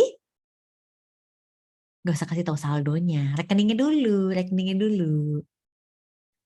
5, 4, 2, 2, 2. Oh ya, yang udah menikah digabung loh ya sama pasangannya juga. Jadi apa namanya, nggak usah, jangan yang rekening Anda doang gitu, tapi yang pasangannya juga gitu. Oke. Susah nih mau kerjain kalau masih segini. Kenapa? Lihat deh. Untuk bisa melakukan 3 tujuan tadi itu, Anda perlu 7 rekening. Jangan panik, jangan kaget ya. Pertama, kita lihat untuk yang living. Living itu isinya adalah biaya hidup. Biaya hidup itu bisa Anda bedakan menjadi biaya tetap dan biaya hidup. Apa maksudnya? Biaya tetap itu sifatnya kewajiban. Tagihan, cicilan, langganan, asuransi itu bisa dijadiin satu, taruh di tabungan atau rekening digital. Lalu untuk living, itu sebaiknya memang dimasukin di rekening yang berbeda. Kalau Anda mau bener-bener rapih loh ya. Ini kalau mau rapi, kalau misalnya enggak, ini bisa digabung. Tapi kalau bener-bener mau rapi, ini dipisah. Mbak, biaya adminnya banyak banget ya, pakai aja rekening digital. Yang nggak ada biaya admin, kenapa mesti repot? Kan kayak gitu aja. Savingnya, kan tadi kita udah janji ya, ada jangka pendek, menengah, panjang. Itu aja udah jadi 3. Plus tahunan, yang kita sebut dengan sinking fund. Tadi inget nggak, waktu kita lagi ngebahas yang mindset gaji, pengeluaran kita tuh ada yang sifatnya tahunan, yang bayar listrik, bayar apa? Pajak, bayar STNK, ya bayar perawatan mobil, service, dan lain-lain. Itu kan bisa gede banget kan? Nah, Anda memang punya tabungan khusus yang Anda akan ambil untuk pengeluaran yang sifatnya tahunan. Anda lihat di bawah, ada yang pakai tabungan biasa, ada yang pakai rekening investasi. Jadi artinya nggak harus taruh di tabungan. Silakan bisa taruh di reksadana, emas, apa, monggo deh. Tapi harus dipisah. Dan yang terakhir adalah playing. Playing ini yang apa, hiburan, hobi, kesenangan, ya silakan pakai rekening digital. 7. Jangan panik. Tapi if you want to do that, bisa tercapai. Dari gaji, nggak berhenti jadi investasi, tetapi dari investasi mencapai tujuan finansial, dan this is the thing that you need to do. Oke? Checklistnya terakhir apa? Pertama, pastikan Anda punya dana darurat minimal 3 kali pengeluaran rutin bulanan. Tujuan akhirnya adalah 12, start dengan 3. Belum nyampe 3, itu yang dikejar duluan. Number 2, evaluasi pinjaman teman-teman. Apalagi kalau isu-isu resesi atau apa tuh ya, sebenarnya yang paling bahaya tuh di pinjaman. Yang lain-lain tuh sebenarnya nggak terlalu khawatir saya. Pinjaman sebenarnya yang bisa mengkhawatirkan, karena pinjamannya jalan terus. Kita kemarin udah dapat banyak kelonggaran waktu awal pandemi. Saya nggak yakin kita masih dapat kelonggaran meskipun misalnya terjadi potensi resesi. Oleh sebab itu, tugas dari kita sendiri nih yang menguatkan keuangan kita. Cicilan kita maksimal 30% dari penghasilan kita. Dan yang terakhir, kenaikan aset kita harus diukur. Nyampe nggak 10% dibandingkan tahun lalu? Ukurnya di mana? Di rumah tinggal, di dana pendidikan anak, dan dana pensiun. 3 aset ini itu kudu naik tiap tahun. Kalau naik, artinya kita sudah berhasil menerapkan gaji menjadi investasi. Dan yang terakhir, always start small but start now. Jangan tunggu gajinya berapa. Berapapun gajinya, langsung kita ambil sekecil 100.000 rupiah, it's gonna be a habit. Dan dari habit itu yang akan membentuk perilaku kita, dan dari perilaku itu yang akan membentuk kedisiplinan kita. Dan dari kedisiplinan itu adalah kunci sukses kita mencapai tujuan-tujuan keuangan yang kita inginkan. Nah, Bapak Ibu teman-teman, sudah 1 jam Prita berbagi di sini. Mudah-mudahan tidak bosan mendapatkan lagi ilmu-ilmu baru dan bisa dipraktekkan yang paling penting. Jangan lupa untuk lihat-lihat terus tips-tips keuangan yang ada di Instagram, Twitter, Facebook, YouTube, dan TikToknya Zep Finance, karena kami adalah mentor finansial yang akan selalu membantu Anda. Dan yang paling terakhir, there is no comparison between the sun and the moon. Jangan pernah membandingkan pencapaian kita dengan orang lain. Fokus aja teman-teman dengan apa yang bisa dikerjakan dan selalu jadi pahlawan untuk diri kita, keluarga, dan negara kita. Thank you so much. Kalau ada salah kata, Prita mohon maaf. Saya kembalikan lagi ke Mbak Anin. Baik, terima kasih terima kasih Mbak Prita. Selanjutnya yaitu sesi tanya jawab ya Mbak ya. Boleh. Mungkin bisa raise hand untuk yang mau bertanya. Ya Mbak, ini sudah ada dengan Ibu Januarina Anggriani. Silakan Bu Januarina. Ya, Assalamualaikum warahmatullahi wabarakatuh. Terima kasih Mbak Anin. Terima kasih Mbak Prita. Saya panggilnya Mbak ya Mbak. Iya dong. Saya izin untuk belum bisa buka video karena mungkin kesulitan teknis. Tadi ada penghasilan ya, paycheck itu baik living, saving, and playing. Tapi menjadi perhatian penting pada saat tadi Mbak Prita menyampaikan terkait investasi atau self investment ya, jadi investasi diri. Nah, kalau boleh tahu itu berapa persen yang harusnya kita miliki persentasenya? Saya nggak tahu apa hitungannya bulanan, tahunan, atau seperti apa untuk mencapai misalkan target tadi ada tuh skala ya, tulisannya usia 50 tahun bebas finansial atau financial freedom, 35 tahun 1M pertamanya. Bagaimana kita bisa sampai ke sana dan related dengan tadi self investment. Mungkin itu izin Bu Mbak Rita. Ya, ini self investment yang dimaksud tuh maksudnya investasi untuk pengembangan diri atau investasi uang? Maaf. Pengembangan diri. Oh, oke. Jadi berapa sih sebenarnya dari penghasilan kita yang bisa kita alokasikan wajarnya nih untuk pengembangan diri kita? Betul begitu ya Bu ya, berarti ya?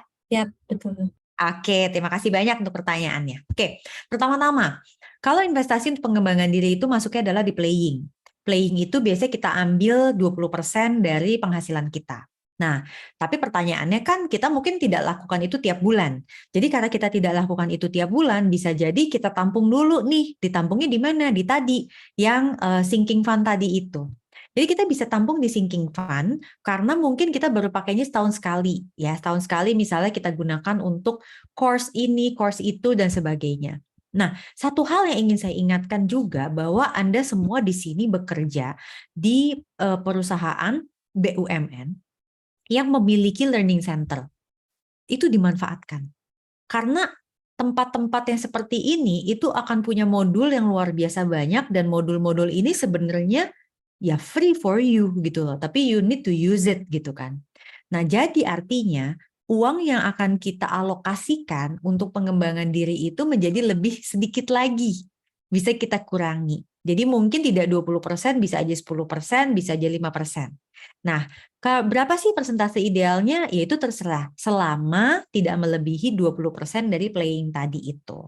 Biasanya sih kita akan melengkapi Nah, melengkapinya dengan apa? Kalau let's say Anda harus mengambil sertifikasi yang memang tidak disediakan oleh Learning Center. Atau kalau misalnya Anda mau melakukan grooming, atau misalnya Anda mau untuk mengambil professional development course karena Anda mungkin punya sertifikasi dan itu harus diperpanjang dengan CPD-CPD tersebut. Nah, silakan aja diatur 20% tadi. Kalau memang tidak langsung dipakai, silakan bisa masuk ke sinking fund terlebih dahulu. Kalau perkara di usia berapa kita punya uang sekian, di usia berapa kita uang sekian, itu memang harus ada targetnya. Jadi targetnya itulah yang menjadi patokan kita untuk mengetahui apa yang kita lakukan itu sebenarnya udah tepat atau belum. Dan yang kita lakukan itu memang sudah prioritas atau belum. Kita sering banget bilang bahwa prioritas kita tuh ini.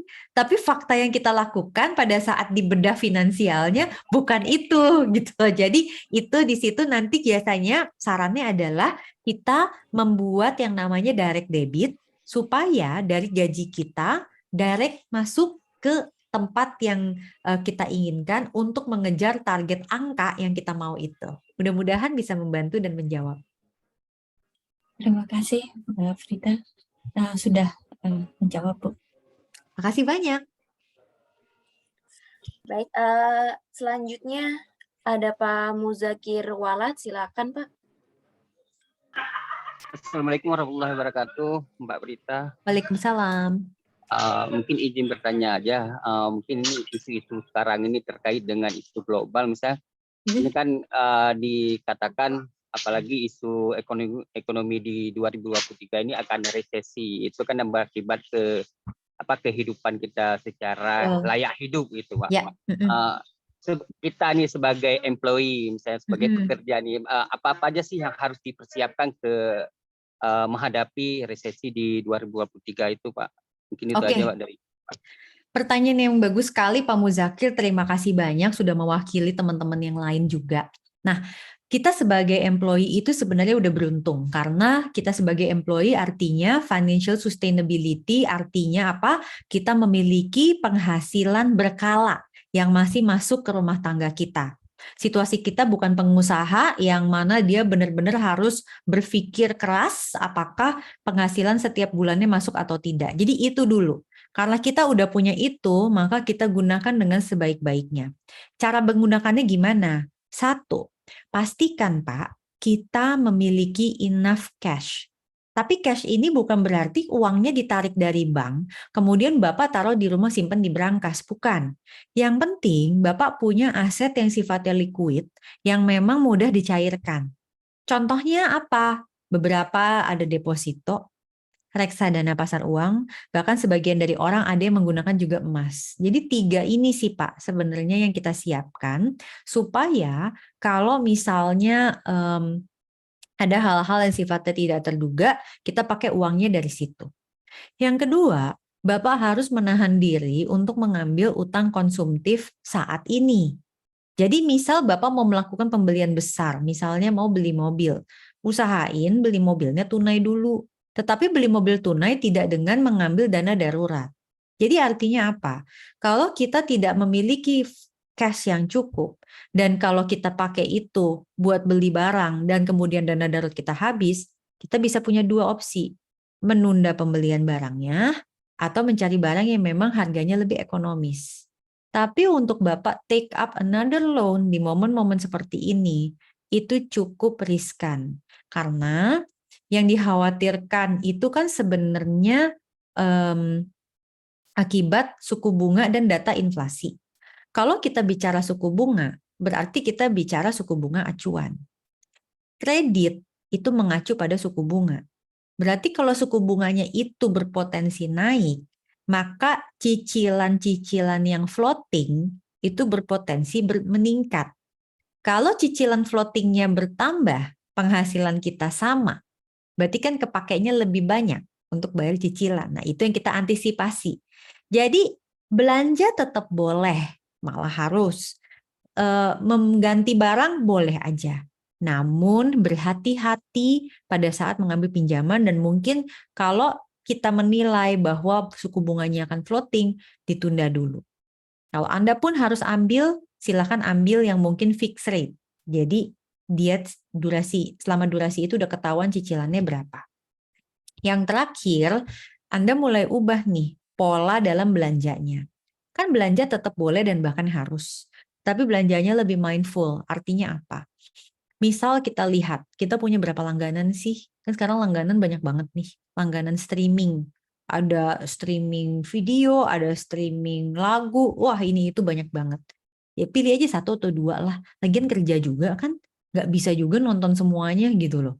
Jadi kalau misalnya Anda bilang, tapi pengen nonton yang itu, ya udah nonton aja entar gitu kan. Tapi memang itu bisa kita kurangi. Kenapa? Dengan begitu, kita tuh terbiasakan diri dengan hidup secukupnya aja. Nah, itu sebenarnya hal-hal yang bisa kita persiapkan untuk menghadapi potensi tersebut.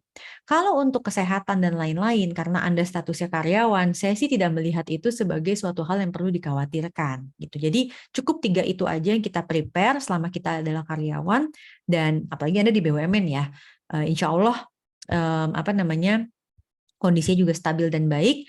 Itu rasanya sih cukup itu aja yang kita prepare.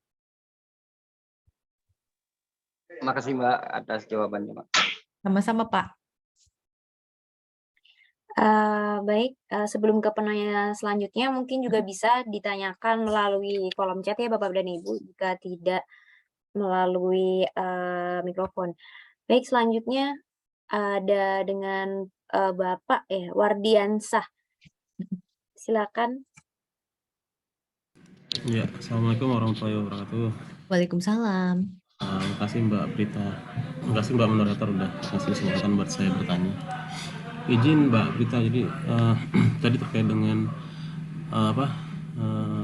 kerangka untuk berinvestasi tadi ya, nggak salah ada yang emas. Nah emas ini memang kebetulan saya sama istri juga ada agak beda pendapat. Oh ya. Investasi kepada emas ya. Emas itu kan ada 2 biasanya. Ada emas yang batangan sama emas yang bentuknya perhiasan. Oke. Kalau misalnya di perhiasan itu kan biasanya kalau ibu-ibu ya kayaknya lebih cenderung ke investasinya ke perhiasan karena memang mungkin karena bentuk, karena bisa dipakai atau enggak. Tapi kan menurut saya mungkin semua perhiasan misalnya kita invest untuk itu kan nggak dipakai semua gitu, akhirnya di sini. Nah tapi untuk perhiasan ini kalau nggak salah itu kan setiap kita beli itu ada namanya upah ya, upah beda sama yang emas batangan. Memang kecenderungan emas memang turun naik fluktuatif, tapi kalau kita lihat grafiknya dalam 1 tahun pasti naik gitu kan. Cuma saya ada di perdebatan apakah nanti yang kan itu selisih dalam 1 tahun itu lebih worth untuk menutupi sebagiannya untuk upah tadi, atau memang untuk apa Pak? Maaf nggak keputus barusan? Jadi yang kecenderungan kenaikan selisihnya untuk 1 tahun apakah worth kita gunakan untuk perhitungan untuk menutupi biaya ya pembuatannya tadi Mbak Prita. Upahnya, oke. Soal batangan kan jelas tuh kalau misalnya kita belinya 1 juta, nanti tahun depan naik 1.100.000 ya 100.000-nya ya kenaikan lah untuk. Iya.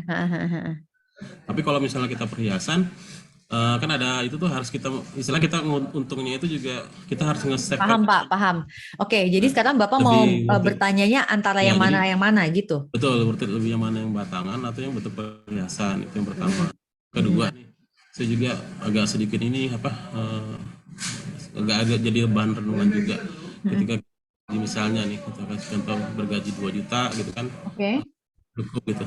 Nanti bergaji 5 juta masih cukup juga atau nanti bergaji yang 7 nanti kebutuhan kita tuh kayak nggak terasa kita besar gajinya semakin meningkat juga.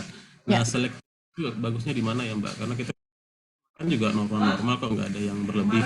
Tapi ketika gaji kita 3 juta kayaknya pas gitu. Tapi kalau di 7 nanti pas juga gitu loh maksudnya. Yang di poin-poin mana yang kira-kira bisa kita filter. Oke. Harusnya dulu 3 juta bisa aman kok sekarang 7 juga nggak bisa berlebih jadinya gitu. Oke. Pak, boleh saya tahu nggak Pak? Pertama ya yang saya mau tahu, Bapak beli emas itu tujuannya buat apa? Nomor 1, 2, atau 3? Tadi inget nggak waktu di materi saya? Tapi intinya sih tujuannya untuk mengamankan nilai mata uang Mbak, untuk inflasi. Jadi cuma untuk meninvestasi, oke fine. Betul, terus yang kedua pertanyaan saya, Bapak waktu dulu dengan sekarang, dulu tuh kita bicara mungkin 5 tahun yang lalu, ada perubahan penambahan anak nggak?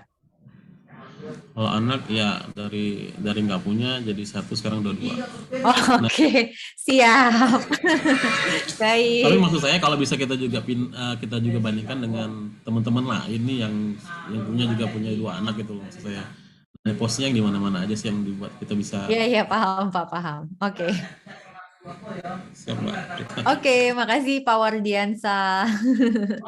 Ya, terima kasih. Oke, pertanyaan yang pertama nih Mbak Anin. Jadi kan tadi juga ditanyakan mengenai emas gitu. Jadi makanya saya tanya motivasinya apa? Kalau motivasi memiliki emas itu adalah untuk menjaga terhadap nilai inflasi. Berarti kan artinya kita berharap kenaikan harga emasnya itu setidaknya sama dengan kenaikan harga-harga barang. Katakanlah harga-harga barang naiknya 5% per tahun, emas kita juga naiknya 5% per tahun. Nah, tapi kalau tadi motivasinya adalah emasnya naik, lalu kenaikannya itu kayak seakan-akan untuk menutup upah, berarti yang kita dapetin bersihnya kayak emasnya nggak naik gitu. Kalau kita yang dapetin seakan-akan seperti emasnya nggak naik, jadi kan sayang banget. Karena mengurangi upah itu mengurangi potensi keuntungan. Maka saran saya adalah begini, dibuat aja tulisannya. Orang tuh kalau punya aset, sebenarnya dibagi 3. Aset kas, aset investasi, aset konsumsi. Perhiasan itu kategorinya konsumsi karena bisa dipakai.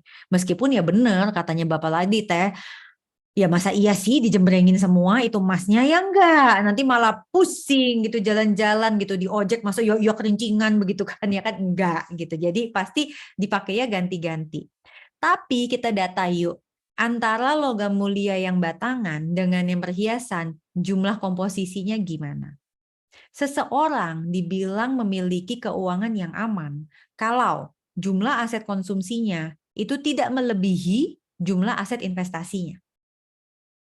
Bahkan lebih baik aset investasinya lebih besar daripada aset konsumsinya. Dengan kata lain, kalau dijumlahin perhiasan emasnya itu, misalnya nominalnya angkanya 20 juta, emas batangannya 10 juta, artinya perhiasan emasnya perlu dijual sebagian, oke, untuk dibelikan emas batangan, supaya jumlah emas batangan dan jumlah perhiasannya sama. Bahkan akan jauh lebih baik kalau emas batangannya jumlahnya meningkat. Itu yang perlu dilakukan atas pilihan perhiasan dan emas batangan. Konsep bahwa keuntungan emas batangan bisa digunakan untuk menutup upah, itu sebaiknya tidak dilakukan. Oke. Yang kedua, itu tentang kenapa penghasilan saya kok sepertinya kayak nggak pernah cukup terus gitu ya. Pertama udah ketahuan, jumlah anggota keluarganya bertambah sehingga kebutuhannya juga bertambah. Nah, tapi apakah benar memang penyebabnya hanya itu? Maka perlu kita lakukan financial check-up. Financial check-up itu dilakukan dengan apa? Kita mencatat pengeluaran selama 3 bulan terakhir. Lalu kita kelompokin pengeluaran tersebut. Kelompokinnya gimana ya? Tadi tuh paling besar kelompoknya adalah living, saving, playing. Berapa banyak sih untuk living? Banyak banget saving, banyak untuk playing. Dari situ harusnya ketahuan. Oh, emang kita kebanyakan habisnya di sini. Ini contoh ya. Rumah tangga Prita itu waktu pandemi biaya transportnya drop hampir nol ya, karena kan nggak kemana-mana gitu kan. Biaya makannya mana naik. Kenapa? Karena masak sendiri sih, tapi kan aku nggak jago masak, jadi bawaannya pengen beli mulu gitu, jajan mulu gitu kan, bosen di rumah soalnya. Sekarang potretnya ganti. Untuk makannya biasa-biasa aja, transportasinya waduh gitu kan. Bensin minta mulu nih driver tiap nggak tahu berapa hari sekali gitu. Itu ketahuannya dengan apa? Mencatat pengeluaran. Nah, mencatat pengeluaran itu paling gampang adalah ngeprint mutasi rekening kita. Jadi nggak usah repot-repot begini ya, itu kuno banget gitu. Jadi ambil aja selama 3 bulan. Pakainya tempat yang sama, jangan pakai cash supaya bisa kita lihat apa aja sih pengeluaran kita selama 3 bulan ini. Nah, saya yakin banget nanti setelah itu akan ketahuan nih. Oh, di sini toh ternyata bocornya. Nah, sekarang berapapun bocornya kita ubah yuk. Sisihkan di awal, baru dipakai sisanya. Jadi coba yuk kita buat direct debit 100.000 tiap bulan aja dulu start. itu masuk ke investasi. Nah, sisanya baru dipakai. Supaya meskipun ngerasa bahwa kok kurang sih, tapi paling enggak udah ada yang diselamatin. Jadi dari uang-uang yang kita punya tadi itu naik 3 juta, 5 juta, jadi 7 juta gitu kan, udah ada yang diselamatin. Bisa dicoba dulu, mudah-mudahan bermanfaat. Baik, selanjutnya Mbak, ini ada yang dari chat, ada dari Syahrul Riza. Selamat sore, izin bertanya, mana pilihan lebih baik bagi seorang karyawan menyimpan dana pensiun? Jadi menyimpan dalam bentuk mata uang atau dalam bentuk emas? Terima kasih. Oke. Kalau dana pensiun itu sebenarnya harus dilihat dari orang ini umurnya berapa. Karena orang ini umur berapa itu akan mempengaruhi. Tadi kalau lihat apa yang Prita bawakan, kan di situ Anda bisa pakai klasifikasi aset. Klasifikasi aset itu kan ada yang cash producing, komoditi, sama alternatif. Kalau pakai bahasanya ini, itu berarti mata uang dan emas, komoditi dan alternatif. Nah, komoditinya itu emas, alternatifnya itu rupiah, dolar, atau euro. Berarti artinya apa? Falas. Kalau dia mau bilang menyimpannya uang itu rupiah, berarti masuknya ke cash producing. Jadi kalau mau dipakai semua tiga-tiganya, ada yang ditaruh di cash producing, misalnya reksadana pasar uang, sebagian ditaruh di emas, dan sebagian lagi mungkin ditaruh di falas. Nah, kalau orang-orang finance itu bilang falas safe haven itu adalah dolar US. Jadi kalau mau menggunakan basis itu, ya berarti reksadana pasar uang rupiah, emas, lalu mungkin deposito dolar US gitu. Siap, baik. Selanjutnya dari Helviana Soraya. Selamat siang Mbak Prita. Mau tanya, jika kita berada dalam lingkup generasi sandwich, untuk pengeluaran tersebut sebaiknya berapa persen nih dari pendapatan? Terima kasih.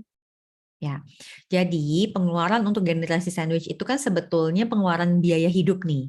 Pengeluaran biaya hidup tapi tulang punggungnya banyak dia tuh tulang punggung dari keluarga yang besar banget. Nah, sebenarnya itu tetap kita masukin nih teman-teman, itu di post living tadi itu. Jadi si 50% itu including biaya untuk keluarga besar. Makanya tadi banyak yang bilang, nggak bisa Mbak, saya nggak bisa menahan keluarga besar saya punya pengeluaran berapa. Artinya kita mengambil playing kita untuk menutup itu. Jadi totalnya 70. Intinya adalah usahain 30% itu tetap di save. Kalau memang nggak bisa banget, ya berarti 70 itu adalah batas maksimal dari post living kita. Mungkin 10% kita pakai playing, lalu sisanya kita pakai saving. Gitu kira-kira cara ngaturnya. Siap, Mbak, baik. Selanjutnya ada lagi dari Val CGK. Siang Kak Prita, izin Kak, dengan profil risk dengan masing-masing, mana yang lebih baik untuk jangka waktu menengah dan long investment? Jadi antara emas batangan logam mulia Antam atau invest saham seperti BBCA atau properti. Dari segi pengembangan dana kita tentu jika menggunakan duit dingin. Terima kasih. Profil risk masing-masing tuh apa ya? Saya kurang paham nih maksudnya. Jadi maksudnya dia konservatif, moderat, atau agresif? Izin mungkin Pak Val CGK bisa on mic gitu ya untuk dijelaskan lebih lanjut seperti itu. Oke, Jadi siap. profilnya apa nih? Profilnya Mas Rakai Yordan. Rakai Lebih Yordan ke nama apa sih? agresif sih, Kak. Agresif, oke. Kalau agresif untuk jangka waktu menengah dan long term itu sebenarnya lebih banyak yang menyukai di saham. Jadi saham-saham itu sebenarnya menarik banget kalau memang kita punya view-nya itu adalah long term. Apalagi ini pakai dana dingin. Menariknya apa? Dana dinginnya bisa berapapun. Kalau properti kan dana dinginnya harus gede, berapa ratus juta atau bahkan M gitu ya. Tapi kalau saham itu ya basically berapapun dana dinginnya kita punya udah bisa kita start. Nah, kalau emas itu sebenarnya kurang cocok kalau untuk yang agresif dalam jangka panjang. Emas itu jadi penyeimbang aja, tapi dia bukan jadi aset utamanya. Emas akan menjadi aset utama kalau kita profilnya konservatif. Tapi kalau profil kita agresif, sebaiknya emas tuh bukan jadi aset utama, tetapi menjadi aset penyeimbang untuk portofolio kita.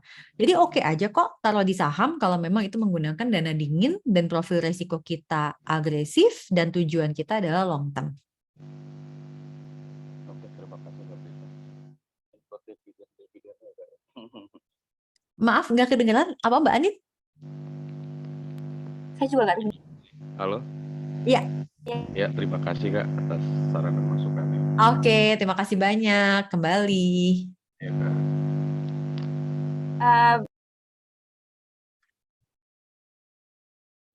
Baik Mbak, selanjutnya yaitu dari Rini Sari. Izin bertanya Mbak Prita, bagaimana pendapat Mbak Prita mengenai pasar saham jika nanti terjadi resesi di tahun 2023? Karena setiap isu resesi terjadi kepanikan di pasar.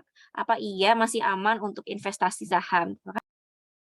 Oke, jadi kemarin kebetulan saya ada bukan acara sih, tapi interview oleh Metro TV nih. Kebetulan yang di interview itu saya dan analis dari perusahaan sekuritas. Nah, intinya gini, kenapa sih IHSG sekarang sangat berfluktuasi? By the way, kemarin dia hijau loh ya, gitu. Terus pertama, karena kekhawatiran suku bunga the Fed Amerika Serikat itu secara agresif tuh naik. Tapi kenapa itu terjadi setelah setiap melihat data inflasi? Nah, kalau misalnya banyak yang mengatakan bahwa wah ini 2023 dikhawatirkan resesi global, maka resesi global itu biasanya berdampak pada industri. Kalau resesi itu berdampak pada industri, maka dampaknya itu adalah profit dari emiten atau ya yang ngeluarin saham-saham itu menurun. Jadi perusahaannya profitnya menurun. Nah, kalau misalnya profit emiten menurun, biasanya harga saham juga akan turun. Kalau misalnya itu terjadi semua secara bersamaan, biasanya rupiah akan melemah. Kalau rupiahnya melemah, biasanya terjadi capital outflow. Jadi dana di pasar modal itu keluar lagi ke negaranya masing-masing lah, kira-kira begitu. Nah, otomatis kalau itu yang terjadi, ya memang sih pasar saham bisa drop. Tapi kalau misalnya mereka sudah tidak khawatir lagi, capital yang tadinya di luar masuk lagi ke pasar saham kita, maka harga sahamnya juga kemungkinan akan naik. Oke, sekarang gimana nih cara kita mengelola resiko tersebut? Mbak Rini harus paham Mbak Rini ini tipenya apa. Apakah Mbak Rini ini orang yang konservatif, moderat, atau agresif? Kalau Anda adalah orang yang konservatif, maka sebenarnya from the beginning saya nggak saran Mbak Rini investasi di saham. Reksadana aja, supaya udah ada manajer investasi yang bantu ngelola. Tapi kalau Mbak Rini profilnya adalah agresif, maka pertanyaan kedua, uangnya mau dipakai kapan?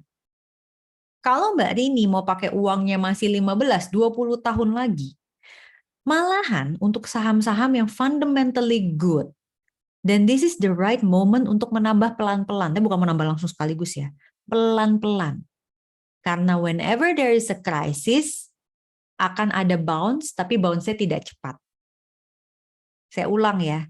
Baca aja data statistiknya. Whenever there's a crisis, later on akan bounce back, tapi tidak cepat.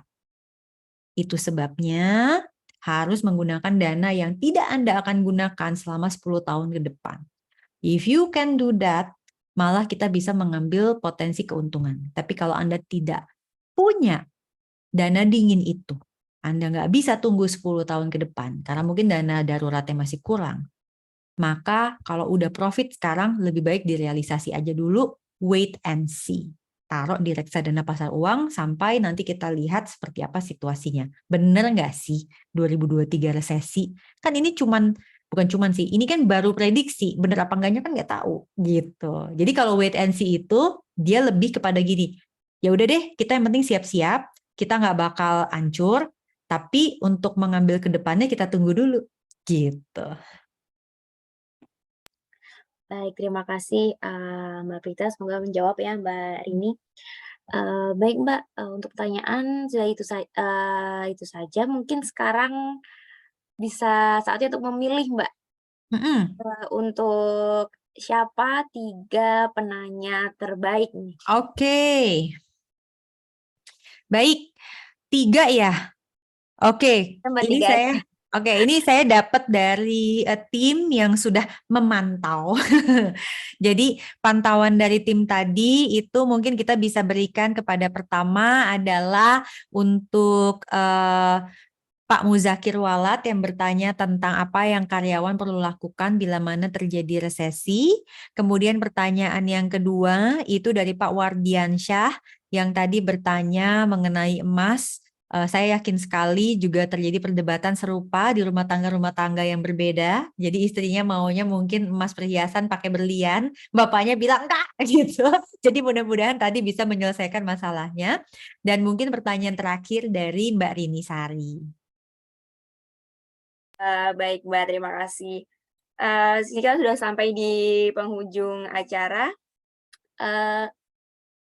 Baik, terima kasih untuk Mbak Prita yang sudah menjadi narasumber kita untuk siang hari ini. Dan terima kasih juga untuk seluruh peserta yang telah hadir. Kami dari tim ALC mengucapkan terima kasih dan sampai jumpa kembali di webinar selanjutnya. Selamat sore, wassalamualaikum warahmatullahi wabarakatuh. Waalaikumsalam warahmatullahi wabarakatuh. Terima kasih Mbak Terima kasih. Anin. Terima kasih Bapak Ibu Salam semua. Terima kasih Airport Learning Center.